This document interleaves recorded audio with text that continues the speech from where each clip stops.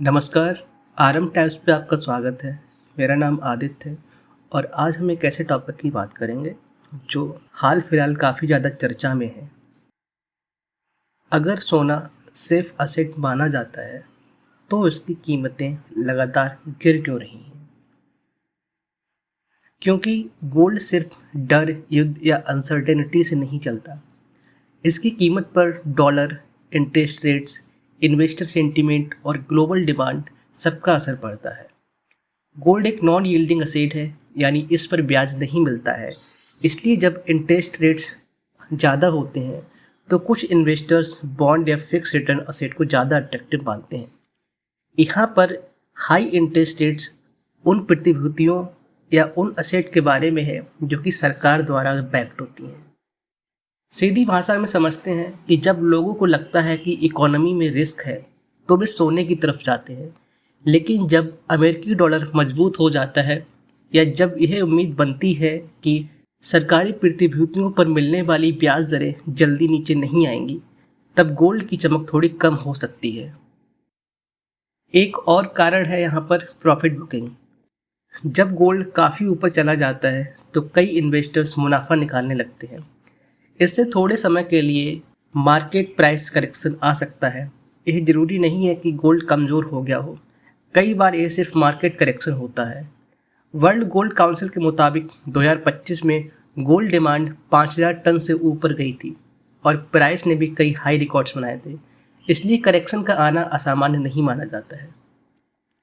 Market correction से मतलब उस चीज़ से है जब एक लंबे समय तक प्राइस बढ़ती हैं और उसके बाद वो प्राइस कम से कम 10% से नीचे चली जाती है।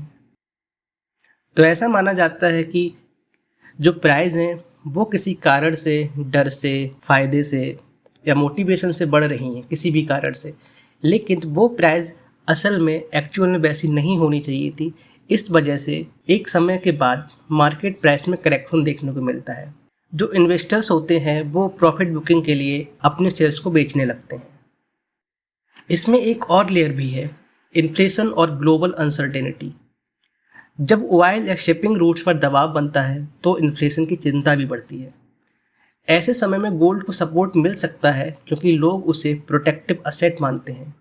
लेकिन अगर उसी समय डॉलर और यील्ड्स दोनों मजबूत हों तो गोल्ड पर मिला जुला प्रेशर बनता है, यानी एक तरफ सपोर्ट और दूसरी तरफ दबाव, और मार्केट इसी के बीच में डायरेक्शन तय करती है।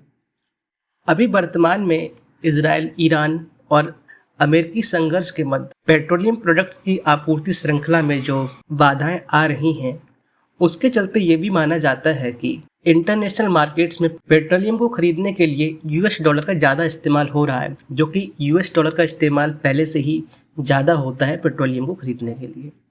तो ऐसी स्थिति में जब किसी मुद्रा की मांग बढ़ जाती है तो वह मुद्रा और ज़्यादा स्ट्रॉन्ग हो जाती है। अब यहाँ पर यह होता है कि सपोज कीजिए कि अगर डॉलर की कीमत ज़्यादा है और एक दूसरी मुद्रा है जो कि डॉलर के मुकाबले कम मजबूत है, तो वहीं पर दूसरी मुद्रा जो कि कम मजबूत है उसे सोने को खरीदने में ज़्यादा डॉलर, या फिर हम कह सकते हैं कि ज़्यादा कीमत चुकानी पड़ेगी।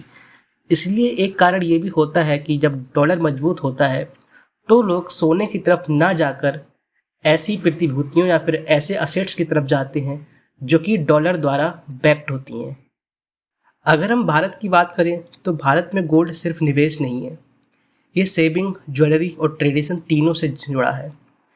वर्ल्ड गोल्ड काउंसिल के अनुसार इंडिया दुनिया के सबसे बड़े गोल्ड ज्वेलरी मार्केट में से एक है और डिमांड का एक बड़ा हिस्सा सिर्फ ज्वेलरी से आता है। अब हम यहीं पर बात कर लेते हैं कुछ ऐसी पॉलिसी और ऐसे इंस्टीट्यूशंस के बारे में जो कि भारत में गोल्ड से संबंध रखते हैं।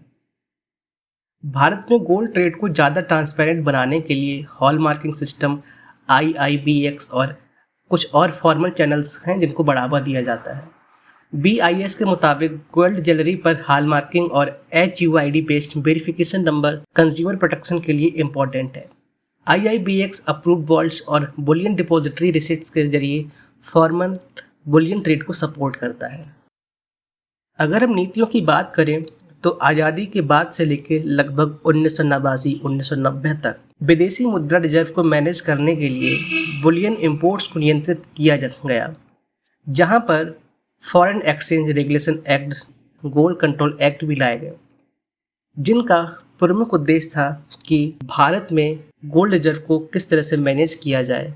लेकिन यहाँ पर एक परिणाम ये भी देखने को मिला कि कई सारे प्रतिबंधों के बावजूद तस्करी और काला बाजारी में भी बढ़ोतरी हुई। उसके बाद एक चरण आता है उदारीकरण का, जो कि हम मान सकते हैं 1990 से 2011 के बीच। यहाँ पर सोने की आपूर्ति श्रृंखला को बनाए रखने के लिए नीतियों में फ्लेक्सिबिलिटी लाई गई और गैर प्रवासी भारतीयों और वाणिज्यिक बैंकों को विदेश में कुछ निश्चित मात्रा में सोने को आयात करने के लिए छूट दे दी गई और 2007 में गोल्ड ETF भी शुरू हो गए। अब 2011-2012 से बाद की अगर हम बात करें तो यहाँ पर इंटरवेंशन और ट्रांसपेरेंसी का फेज एक तरह से आ जाता है, हस्तक्षेप और पारदर्शिता का चरण। 2012-13 के दौरान चालू खाता घाटा यानी करंट अकाउंट डेफिसिट बढ़ने के कारण सरकार ने आयात शुल्क 2% से बढ़ाकर 10% कर दिया और यहाँ पर 80-20 का नियम भी लाया गया, जिसके मुताबिक जो भी गोल्ड हम आयात करेंगे उसमें कम से कम 20% को हम निर्यात भी करेंगे, जिसमें कि मूल्य वर्धित जैसे कि आभूषण या फिर किसी और माध्यम से हम उसको वैल्यू एडिशन करके उसको निर्यात भी करेंगे। इसके बाद स्वर्ण मुद्रीकरण योजना की अगर हम बात करें तो जो 2015 में आई थी, हालांकि ये सिर्फ गोल्ड मेटल लोन तक ही सिमट कर रह गई। इसका उद्देश्य ये था कि जो घरों में सोना है उनको एक तरह से मार्केट में लाया जाए और उसे एक तरह से असेट के रूप में लिया जाए जिससे कि मुनाफा हो। लेकिन मोनेटाइजेशन की जगह ये सिर्फ एक लोन की स्कीम की तरह बन के रह गई। वहीं पे दूसरा आता है सॉवरेन गोल्ड बॉन्ड, जैसे सोने की भौतिक मांग को प्रतिस्थापित करने के लिए सरकार द्वारा प्रतिभूतियाँ लाई जाती हैं। इन्हें हम सिक्योरिटीज़ भी कहते हैं, सॉवरेन गोल्ड बॉन्ड भी कहते हैं। इसमें क्या होता है कि निवेशकों को सोने की वर्तमान कीमत के आधार पर SGB बॉन्ड की बिक्री की जाती है और एक निश्चित ब्याज भी दिया जाता है।